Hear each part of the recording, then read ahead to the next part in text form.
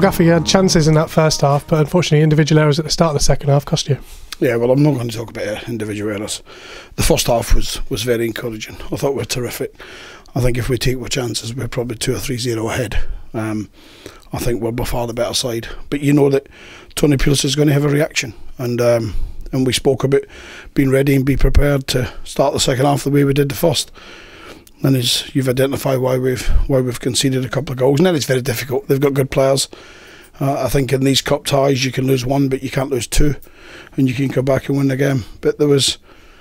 It's hard to say this, but there's 5-0 and there's a lot of pleasing things. Yeah, it knocked the stuffing out of you a little bit the second goal, as it comes so quickly after the first. And as you say, it takes a lot of guts to come back from that. Yeah, listen, I don't think we're getting the luck today as well. People say luck got a part to play at 5-0.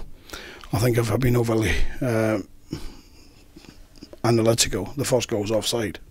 The boy who collides with corner rolls into the net. He's very active when the ball goes into the net. But listen, they were much better than the second half.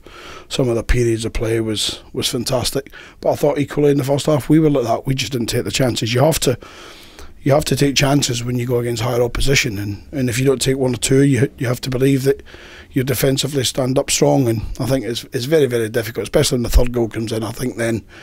I think there's not many players who are not looking to think they're looking at a clock for a long time. Yeah, and of course the two players you signed this week, you probably had what, one training session, two training sessions at best with you. Yeah, I thought both were very good though. I think both were very good. If that's the quality and the standard we're bringing in, we'll be happy. Callum Cook came off the bench, and I know it's easy to say when it's 4-5-0 down, but actually looked like he had a bit about him.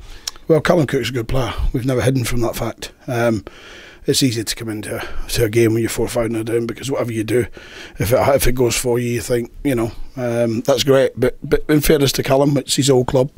When the score became what it was, we said we're going to make a substitution. We'll put him onto the pitch. He's been ill in the last.